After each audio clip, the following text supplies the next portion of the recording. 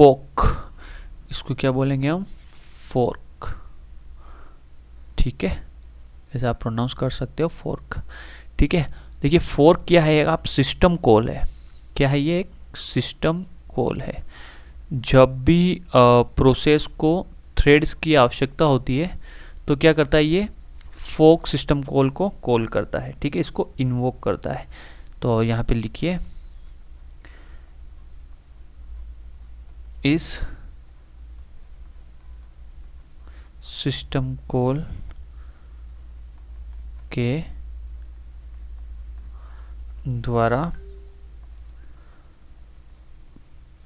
Parent मतलब process द्वारा child, child मतलब क्या हो गया यहाँ पे, थ्रेड्स, ठीक है, किए जाते हैं, थ्रेड्स क्रिएट किए जाते हैं, ठीक है। और एग्जाम के अंदर यहाँ से आपको क्वेश्चन देखने को मिलता ही मिलता है। देखिए सारी इंपॉर्टेंट चीज़ें मैं आपको करा रहा हूँ, कुछ भी मतलब ऐसा एक्स्ट्रा नहीं करा रहा हूँ आपको ताकि आपका अनावश्यक बर्डन बढ़े। देखिए यहाँ पे जैसे एग्जाम्पल लिखा हुआ है, ठीक है, मेन,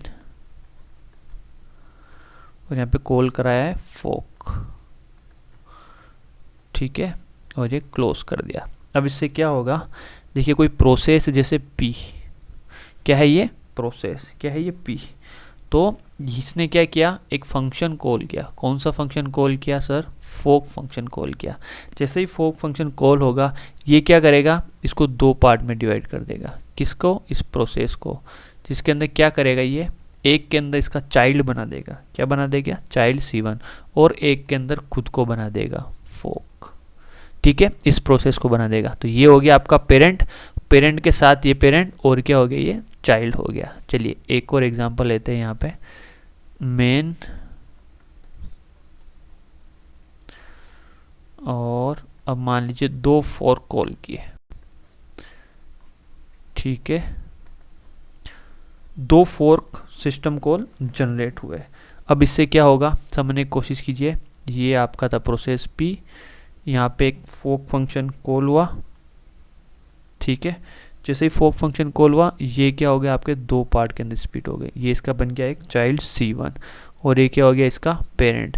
पर यहाँ पे देखिए फर्स्ट जब फोक कॉल हुआ तो ये दो पार्ट में स्प्लिट हो गया। अब वापस क्या हो गया, यहाँ पे फोक फंक्शन कॉल हुआ, जैसे ये फोक फंक्शन कॉल हुआ यहाँ पे फिर से ये क्या हो गया, दो पार्ट में स्प्लिट हो जाएंगे, जहाँ पे C1 आपका पेरेंट एज इट इज रह जाएगा और ये नेक्स्ट चाइल्ड बन जाएगा क्या, C2। यहाँ पे क्या होगा, P आपका एज इट इज रह जाएगा और यहाँ पे नेक्स्ट चाइल्ड बन जाएगा C3। आई बात समझ में। तो यहाँ पे एक पैटर्न अगर आपको नज़र आ रहा है तो अच्छी बात है, मेरे ख्याल से आप देख पा रहे होंगे यहाँ पे एक पैटर्न बन रहा है। जब भी देखिए n की वैल्यू ये n है और ये हो गए आपके नंबर ऑफ कॉल्स, और यहाँ पे लिख लीजिए नंबर ऑफ चाइल्ड, ठीक है। अगर n की वैल्यू 1 है तो आपके कितने पार्ट के अंदर ये डिवाइड होगा, पूरा 2 की पावर 1, और चाइल्ड कितने बनेंगे, 2 की पावर 1 माइनस 1। अगर n की वैल्यू 2 है तो ये कितने पार्ट के अंदर डिवाइड होगा, 2 की पावर 2, चाइल्ड कितने बनेंगे, 2 की पावर 2 माइनस 1। गिन लीजिए, देखिए यहाँ पे एक बार कॉल हो रहा है तो कितने पार्ट में डिवाइड हो रहा है, 2, ठीक है, कितने पार्ट में डिवाइड हो रहा है, 2 पार्ट के अंदर डिवाइड, टोटल प्रिंट जो होंगे वो कितने पार्ट के अंदर होंगे, 2 पार्ट के अंदर होंगे। और चाइल्ड कितने बन रहे हैं, 2 माइनस 1, एक चाइल्ड बन रहा है। दो कॉल हो रहे हैं फोक फोक, तो यहाँ क्या हो रहा है देखिए 2 की पावर 2 कितने हो रहे हैं, 1 2 3 4, ठीक है, टोटल जो आपके थ्रेड क्रिएट हो रहे हैं। और यहाँ पे चाइल्ड थ्रेड कितने बन रहे हैं, देखिए यहाँ पे 2 की पावर 2 माइनस 1 मतलब 1 2 3। अगर सो ऑन अगर हम चलेंगे तो यहाँ पे मैं बोल सकता हूँ अगर n कॉल हो रहे हैं तो नंबर ऑफ थ्रेड कितने बन रहे हैं, टोटल कॉल्स की जगह आप टोटल थ्रेड लिख लो, यहाँ पे लिख लो टोटल थ्रेड कितने बजाएंगे, 2 की पावर n। वही अगर नंबर ऑफ चाइल्ड थ्रेड की बात करूं मैं तो वो कितने बन रहे हैं बच्चों, 2 की power n minus 1। Very important, exam के अंदर डायरेक्ट क्वेश्चन आता है, तो यहाँ पे आप लिख लीजिए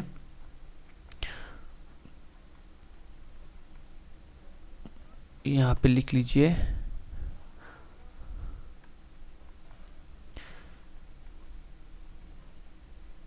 चाइल्ड, कितने चाइल्ड बन जाएंगे 2 की पावर n माइनस 1। इसका क्या मतलब हुआ, एग्जाम के अंदर आपको डायरेक्ट क्वेश्चन दिया हुआ होगा कि कोई सिस्टम है जिसके अंदर 3 बार फोक कॉल हुआ। क्या दिया हुआ है, जैसे एग्जाम के अंदर कोई सिस्टम के अंदर है जिसके अंदर 3 बार फोक फंक्शन कॉल हुआ, तो आप मेरे को बताओ कि कितने चाइल्ड थ्रेड क्रिएट हुए। क्या पूछा जाएगा, कितने चाइल्ड थ्रेड क्रिएट हुए। आप क्या रख दोगे वैल्यू, कितने हो जाएंगे 2 की पावर 3 माइनस 1। 2 की पावर 3 क्या होता है 8 minus 1 that is 7। Direct answer आ जाएगा आपका। ठीक है, वेरी इंपॉर्टेंट है, ध्यान रखना एग्जाम के अंदर एक तो डायरेक्ट यहीं से क्वेश्चन आता है। 2 की power n minus 1 child thread आपके क्रिएट होते हैं जब भी आपका फोक फंक्शन कॉल होता है। कितने 2 की पावर n माइनस 1, और n की वैल्यू जो भी अगर दी हुई हो आप आराम से उसके अंदर रख के आप आंसर निकाल सकते हो।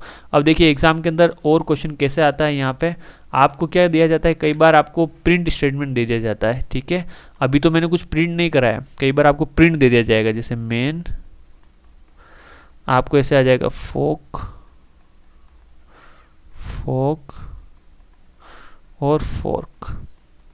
ठीक है, और यहाँ आ जाएगा आपके प्रिंट एफ हेलो। ठीक है, यहाँ पे क्या हो जाएगा आपका प्रिंट एफ हेलो।